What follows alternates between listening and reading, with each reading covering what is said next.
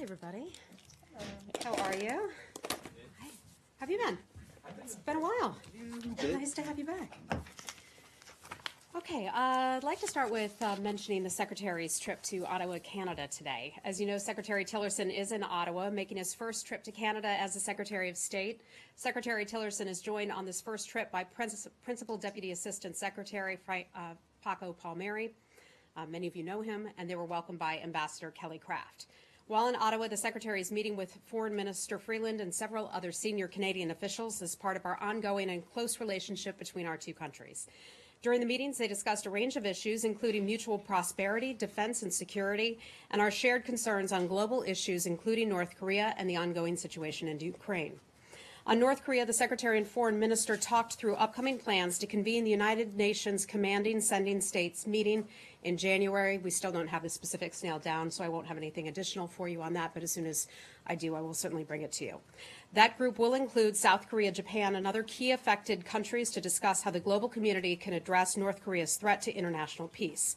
Lastly, they spoke about the importance of border security and our mutual economic relationship.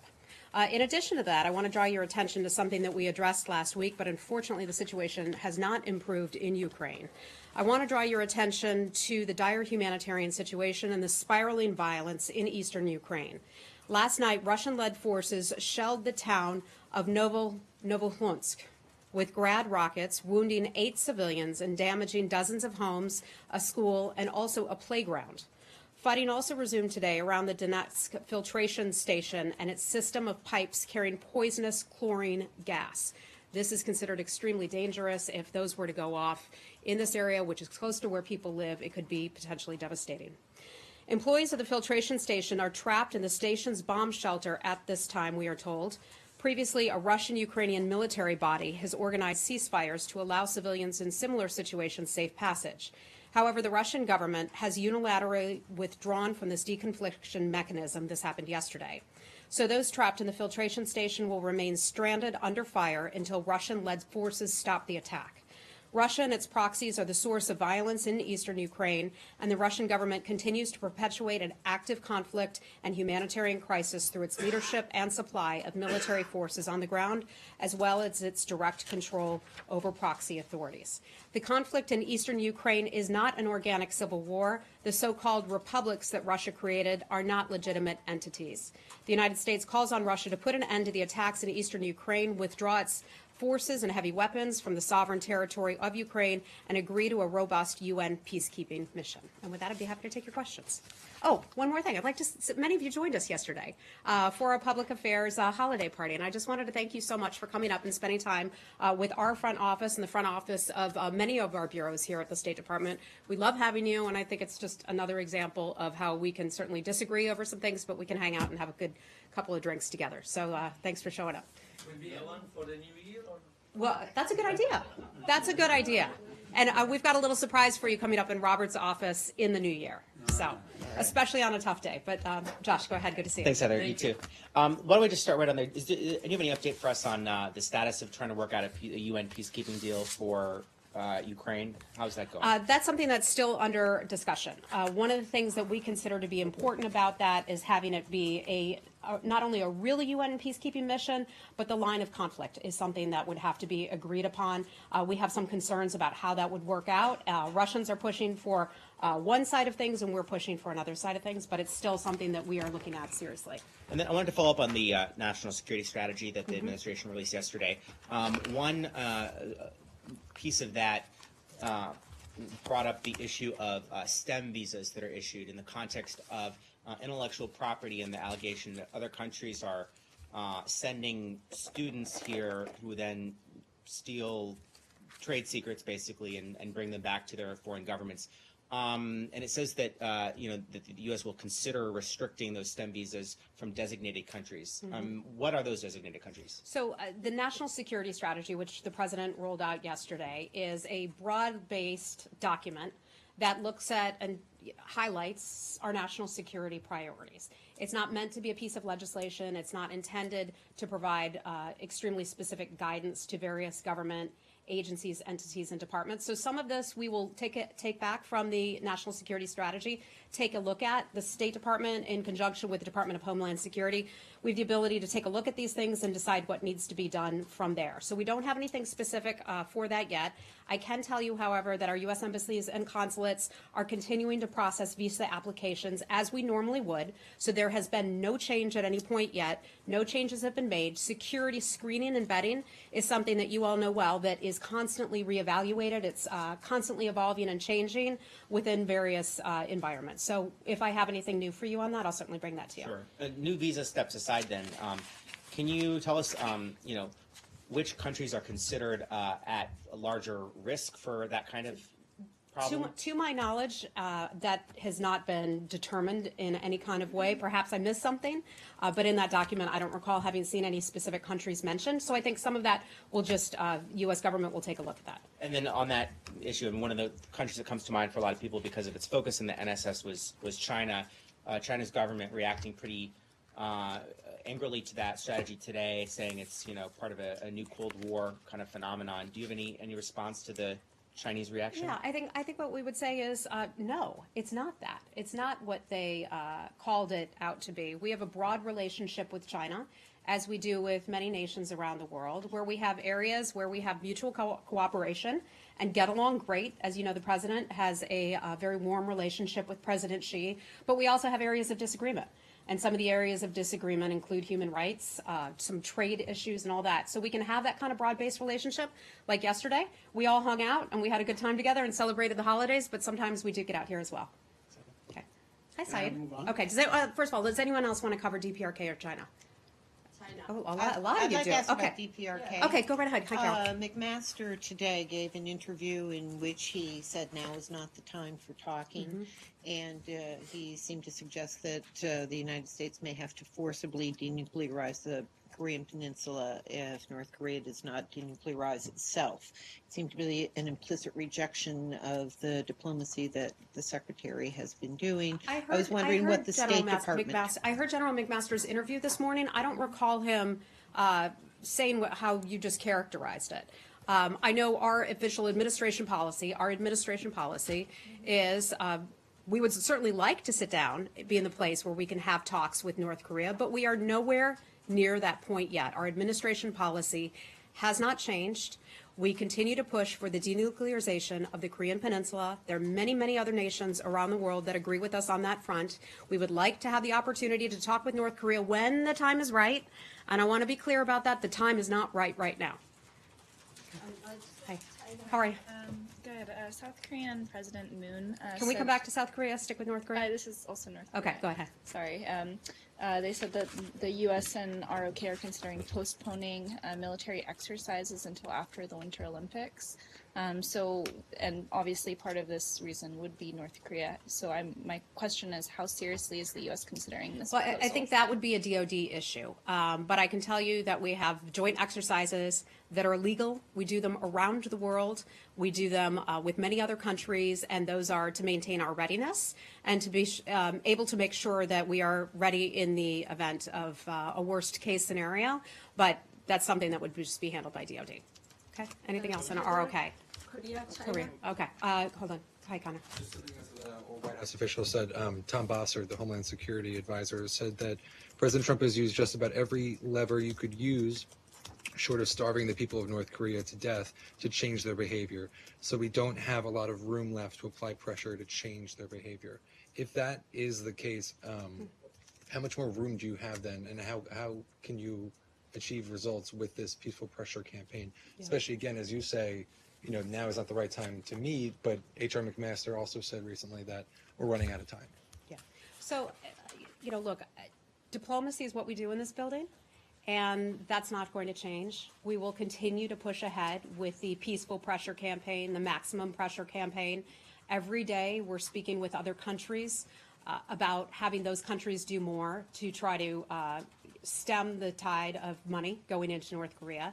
So that hasn't changed. We're pushing ahead. We had some good news come out of Thailand They're doing less in conjunction with North Korea than they had in the past. I'd have to look up the specific details. But my point is there are a lot of countries doing a lot to contribute to this. Last week at the United Nations, Secretary Tillerson called on countries to go beyond the scope of the UN Security Council resolutions and agreements to do their part to choke off that money supply to North Korea. So regardless of what others in the U.S. government say, we're pushing ahead with peaceful diplomacy, maximum pressure. So you think there is more? You would disagree? You think there is more? I think there is more that we can do, yeah. And that's just like we call on Russia and China every single day to do more, to put pressure on North Korea.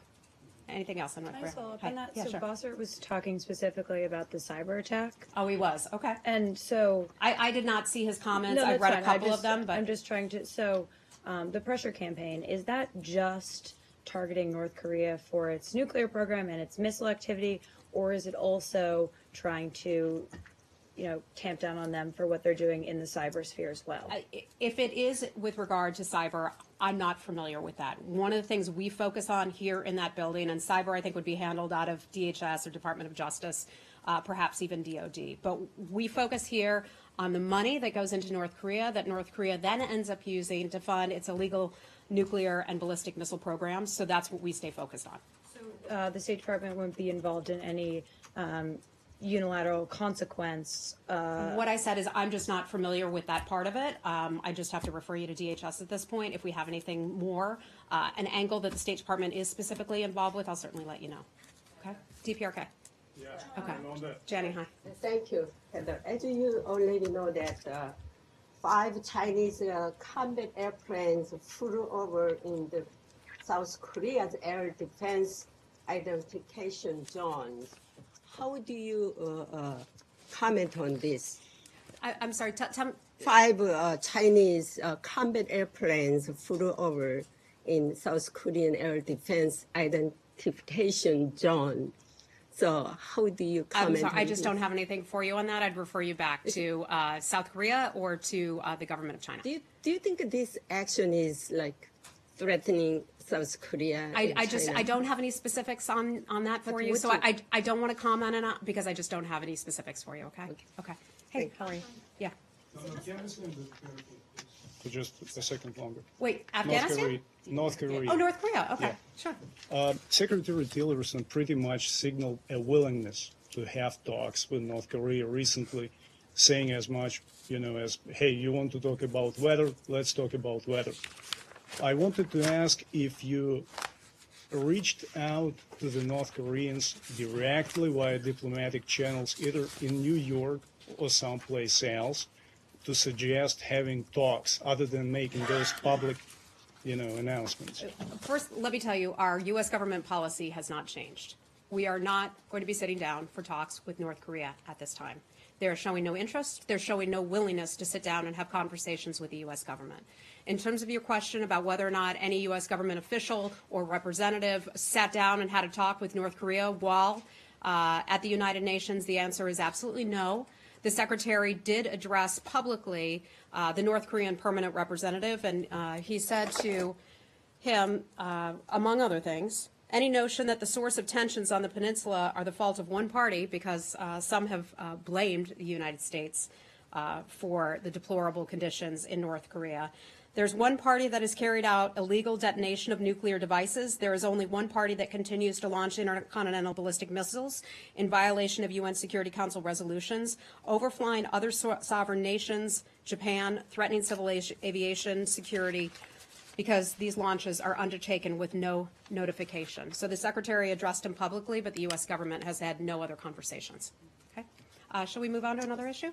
Okay. What about China? Okay. All right. So just calling China and Russia the rival powers in the Start your question again. I'm sorry. I mean, my question is that just calling China and Russia the rival powers in the national strategy reports. So does it signal any policy change from the U.S. government towards the countries? About the national security strategy? Yes. I think I would just go back to the president and his team and our folks at the National Security Council outlined 4 pillars. 4 pillars of our national security strategy. And among those are just, what we've talked about already. Taking a look at other nations and determining other nations and where we have areas of agreement and where we have areas of disagreement, and how we will, it may seem messy to some people, but we'll work together with some countries in areas where we have agreement, and we will continue to call out countries and in areas where we have a disagreement. So I think I've stated that already, and the President's comments were clear. Okay, let's move on. Hi, Saeed. Hi, thank you. I want to ask you about the American-Palestinian relations. First of all, the vote yesterday at the Security Council, 14-1, and Ambassador Haley said that this is to help the process of peace. Could you explain to us how could that possibly, your vote, your no vote, your veto, could help the cause of peace? Yeah, I don't want to speak on behalf of Ambassador Haley. She has a very capable team up there who handled that for her. But I can say this. We exercised our veto power because we view that resolution would do more harm than good. The United States wants to not add to any additional strife. We feel that resolution vote causes additional strife in the area. The President has long called for the two sides to sit down and have peace talks. They're not there yet. We continue to work on those peace talks, however. Yeah, but this is a position that the United States has long held. I mean, we can go back all the way to the late 40s, but more recently in the 80s, Resolution 478, last year 2334, which basically saying that Jerusalem is occupied territory, and we consider whatever Israel has done is null and void. Why would this suddenly be contrary to the American position? I think what we would say is that, the President took great care in his decision that he made about recognizing Jerusalem as the capital. We are not making any decisions about boundaries or borders. We see that as being up to final status negotiations, and they're not there yet. And I have one more about today, because today in the General Assembly, there was a vote on the right to self-determination. And 176 countries voted for the right of Palestinians for self-determination. You and Israel and the Marshall Islands and Micronesia and Palau voted against. I mean, the right to self-determination is basically an American concept. It is an American principle. It has been pioneered and put forth by the United States. Why would you oppose the right to self-determination of the Palestinians? Well, I think we would support, in terms of that, the United States is supporting something that both sides have to be able to live with and be able to agree with, the Israelis and the Palestinians. So when we get to the final status negotiations, when I say we, I just mean the Israelis and the Palestinians, and we're happy to help support and facilitate those talks, and we have people hard at work at that. But they have to decide, they have to come up with something that's going to work for both sides. I promise my final question, Michelle. My final question. She shares. I wanted to ask you if there is any ongoing talks or contact with the Palestinian leadership at the present time. Yeah, I could just tell you that we look forward to having additional talks with the Palestinians. We were at a hopeful point with Mr. Abbas at the United Nations earlier this year. We had positive conversations about the peace process. Relationships between the United States and other nations have their peaks and their valleys. Some days are better than others, but we look forward to continuing those talks, and we're confident that we'll be able to do that. Okay, Laura, you want to talk Iraq? Yeah. I'm sorry, Michelle, did you have a question about this? Yeah, quickly. Sorry. So She's been so patient. It's okay. I don't care. We heard Ambassador Haley say that this resolution was an insult that won't be forgotten. How does the State Department view that statement? Do you agree with that? And it kind of sounds like a threat of some kind. I don't have Ambassador Haley's comments directly in front of me, so I don't want to speak on her behalf. I know that one of the things we've been extremely focused on today is the Secretary's travels up to Canada to handle issues related to North Korea. We have a whole world in front of us. That's just not something I have anything for you on. Okay, and so when you say that the resolution itself does more harm than good and causes more strife, well, those parties feel like the U.S. declaration does the same thing. So if the U.S. is going to make a statement like that many feel, including the U.S.'s closest allies, causes more harm than good at this time. Why would the U.S. have such a problem with a resolution that simply expresses the opposite opinion? There's certainly other nations are certainly welcome to support resolutions just as they did. And that's sort of, they have the right to the free speech. They have the right to make the votes and choose the votes that they decide to put forward and vote for. And we have the right to vote the way that we choose. And we made that decision. But calling it for the U.S. side to call it an insult that won't be forgotten, it kind of seems like the U.S. has something in mind or some kind of retaliation for that. I don't have anything for you on that. Okay. I would just have to refer you to US-UN. Okay, thanks. Lori, go ahead. The Dutch Prime Minister recently called on Baghdad to end its ban on flights to and from Kurdish airports, saying that it was getting in the way of Dutch military operations. Do you agree with that position? Do you think the ban should end, whether for military or humanitarian reasons? Yeah, I was looking into this and talking to some of our experts who cover Iraq about this very issue earlier today. And I think this goes back to something that for a couple months now, we've been calling for Iraq and Erbil to sit down and have talks. And I feel like we say this about a lot of nations, but it's really a perfect example in Iraq. That is a situation where they need to work it out themselves. I understand under the Iraqi constitution that the central government of Iraq has management over the airports throughout the country. That's my understanding of the Iraqi constitution, not only the airports, but also the borders. But for that very reason, it's even more important for Erbil and Baghdad to sit down and have talks about the status of its airports. And you've been saying that for so long, and I've got a different understanding of the airports, but anyhow. Okay. I think it's joint operations, but whatever. You've been saying that for so long. The Iraqis do nothing. In fact, they increase the punitive measures on Kurdistan and show no regard whatsoever for your calls for dialogue. Don't you think it's time to publicly pressure Iraq? For example, the German foreign minister, when the prime minister of the Kurdistan region just visited there, said, we're going to make our aid to both of you, Baghdad and Erbil, contingent on a dialogue. Are you inclined to up your pressure? Because so far nothing has happened. Well, we have spoken about this a lot here. I think you've asked me about it at every briefing, since this happened. We continue to talk with the countries. I mean, with Erbil and Baghdad, we continue to talk with them and urge them to sit down and have conversations. In terms of punitive measures, such as withholding money or anything, we never forecast that. I'm not saying we would do it at all, but we just continue to ask the countries to sit down and have a conversation. It's ultimately hurting themselves by not sitting down. We hope that countries would see the wisdom in that. If in a month from now we have the same conversation, is there anything you're prepared to do to put more pressure on Baghdad? I think that's a hypothetical. We'll just follow it and see what happens then. Now. Okay.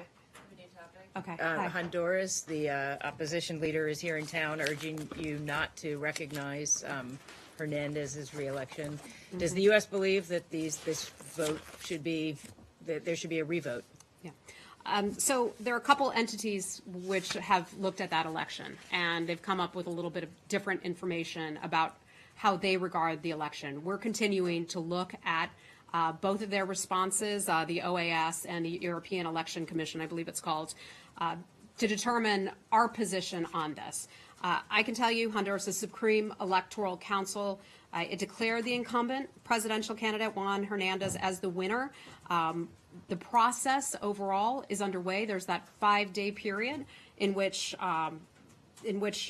that's established under Honduran law, and that's when people can present challenges that they might have to the election result. One of the things that we're doing is having conversations with both sides, the opposition and the incumbent, to ask them to refrain from any provocative talk.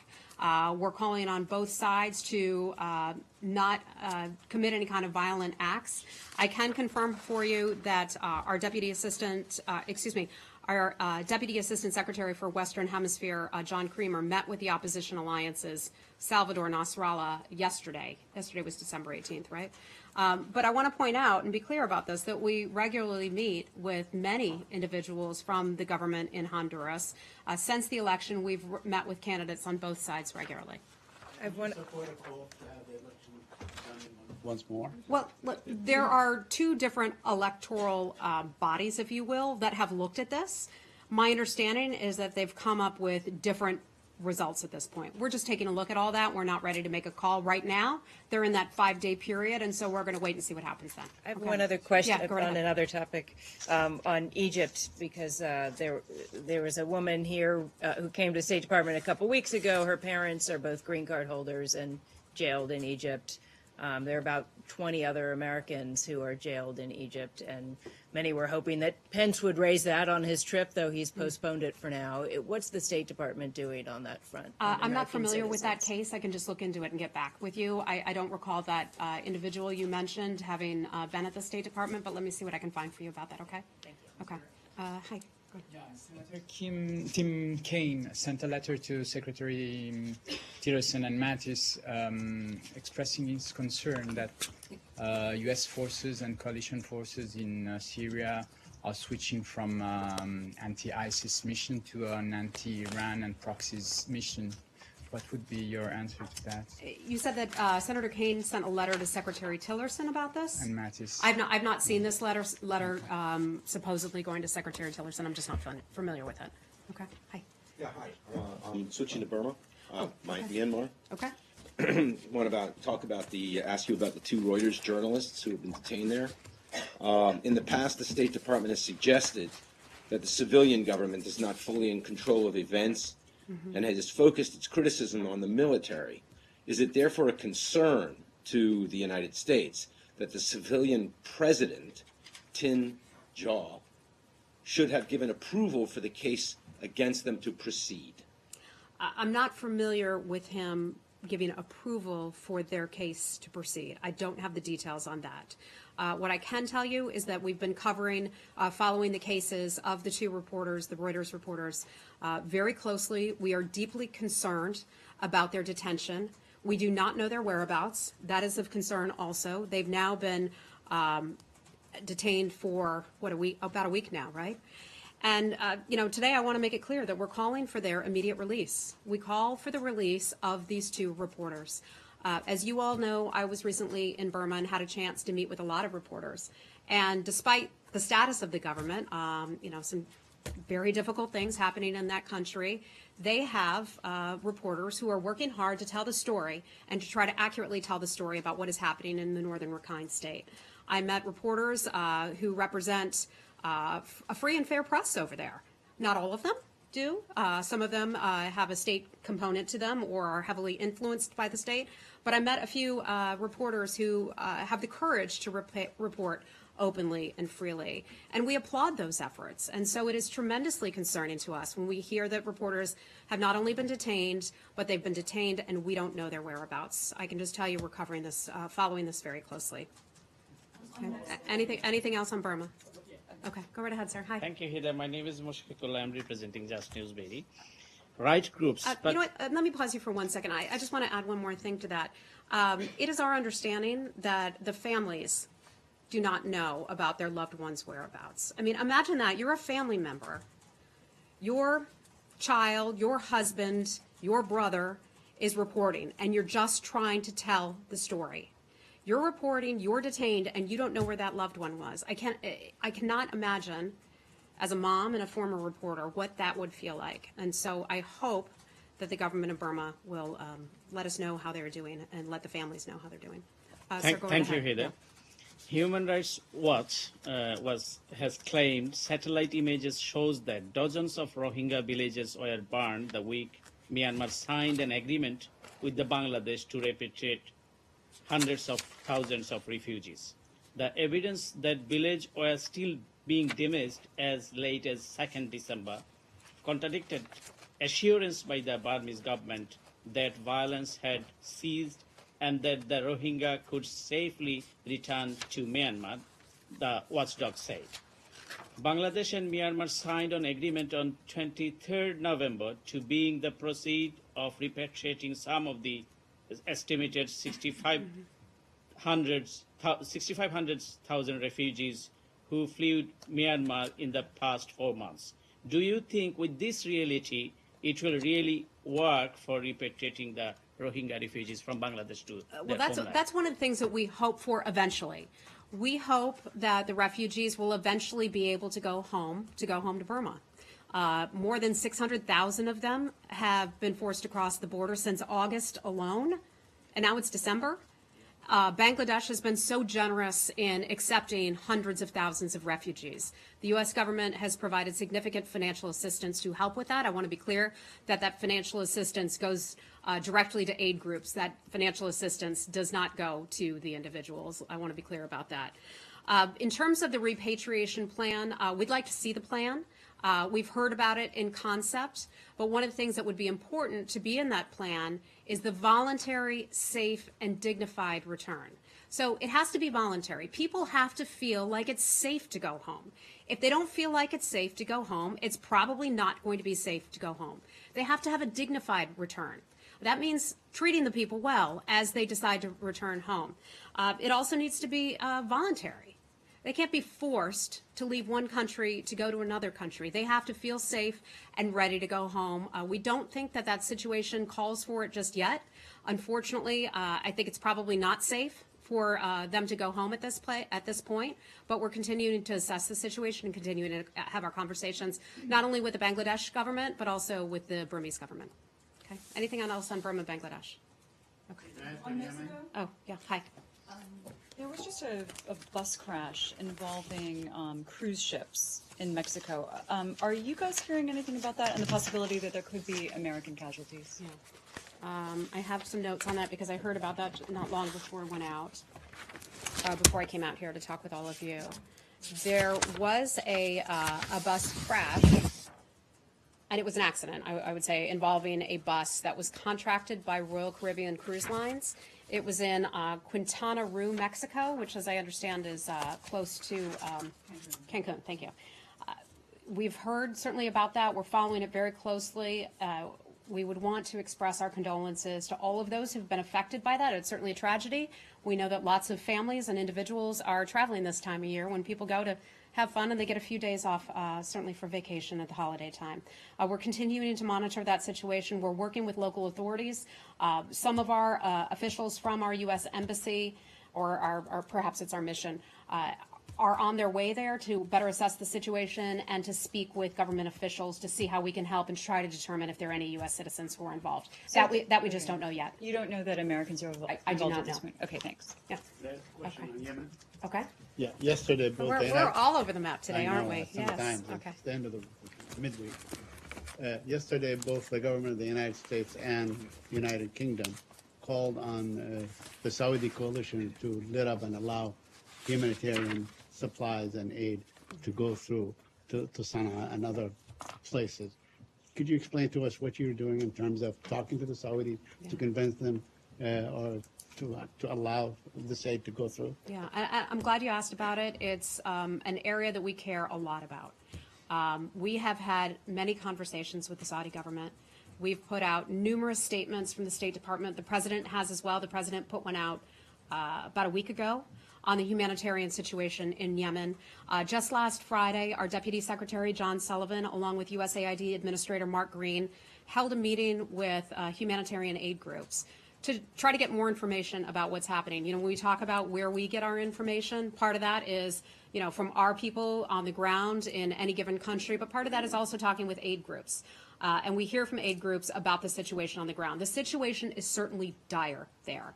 And that's why we've been very clear, and we've increasingly called on the Saudi government to open up humanitarian aid. We have not seen enough aid getting through the ports. We've not seen the fuel supplies coming in that are necessary to get that aid in. And you've all seen the pictures on television. You've seen the pictures in the newspaper that people are in crisis. You see the women, you see the children there. They need help. I certainly hope the Saudi government will listen to us and that they will try to open up that aid as we have called for. But you know, the Saudis say that the reason that they're not able to allow more aid in is because they have these concerns about you know, those ports being used to smuggle in you know, missiles and other weapons that are being shot at them. Yeah. The U.S. has been giving. And we've just seen that report about what they believe is a ballistic missile, which I can't confirm that, but being fired into Saudi Arabia. So they do have every right to be concerned about their sovereignty and about their security. We are sympathetic to that. We've been attacked here in the United States too. So every country has a right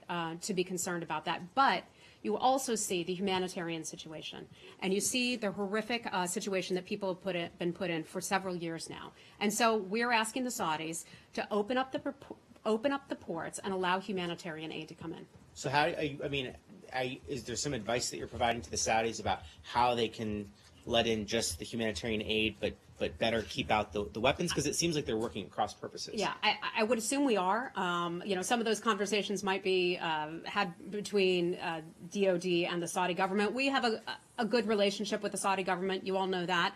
I would imagine some of the conversations would include tips to figure that out.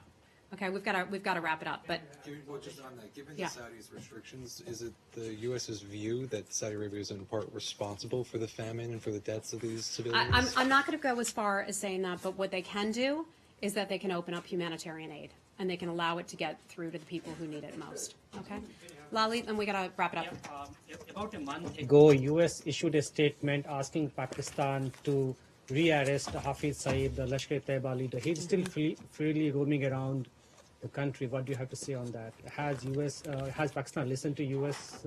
asks?